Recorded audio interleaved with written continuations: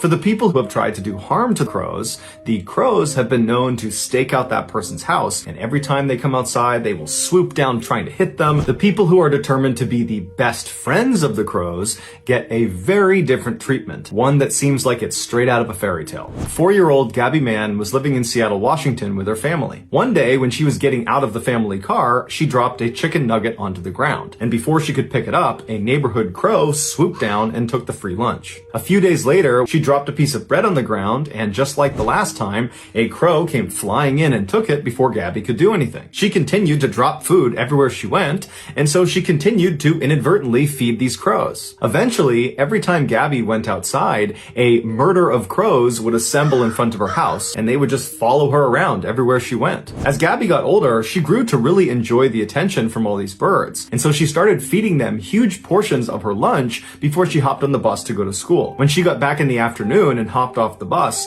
there would be this murder of crows sitting on the power line waiting for Gabby. When Gabby's mother discovered where most of her daughter's food was going, she told her daughter to stop giving away her lunch, and instead they would go out and buy some food just for the crows. Each morning they would go out into their backyard and they would refill the bird bath with fresh water, and then they would put peanuts into the covered feeder and scatter dog food in the backyard. And the crows loved it. A few weeks into this new feeding ritual, Gabby went outside one morning to refill the peanut tray when she noticed there was a small earring. She brought it inside and she showed it to her mom, and her mom said she hadn't put it there, and so Gabby was convinced the crows had left her a gift. Her mom wasn't sure.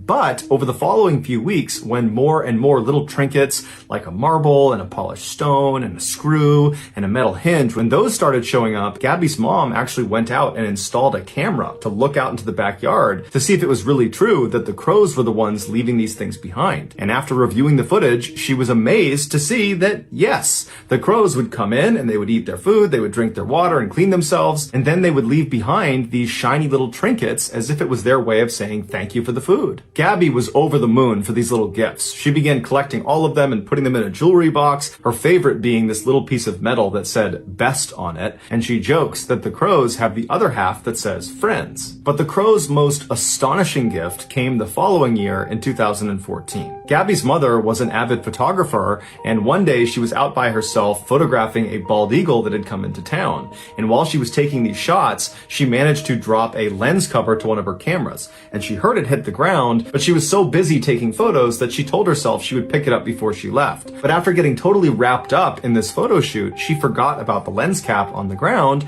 and wound up going home without it. That night, when she got back to her house, she happened to go out onto her back deck as the sun was setting, and she thought she noticed something in their bird bath. And upon closer inspection, she couldn't believe what was sitting there. She ran back inside and opened up her laptop and pulled up the footage from the bird camera she had set up, and there it was, a crow coming into the yard before she had even returned from this bald eagle photography session. This crow was in the backyard with the lens cap in its mouth, and it went into the bird bath and it very carefully washed the cap in the water, and then it placed it very delicately on the side of the bird bath and checked it a couple times to make sure it was steady, and then it flew off. This behavior is very significant. They were not just simply leaving behind these trinkets as a way of paying for the food. They were doing it because they had grown attached to Gabby and her mom. So when Gabby's mom was out in town taking photos of this bald eagle, at least one crow had just gone with her. And when this crow saw her drop the lens cap, it snapped into action, swooped down, picked it up, and returned it to the house,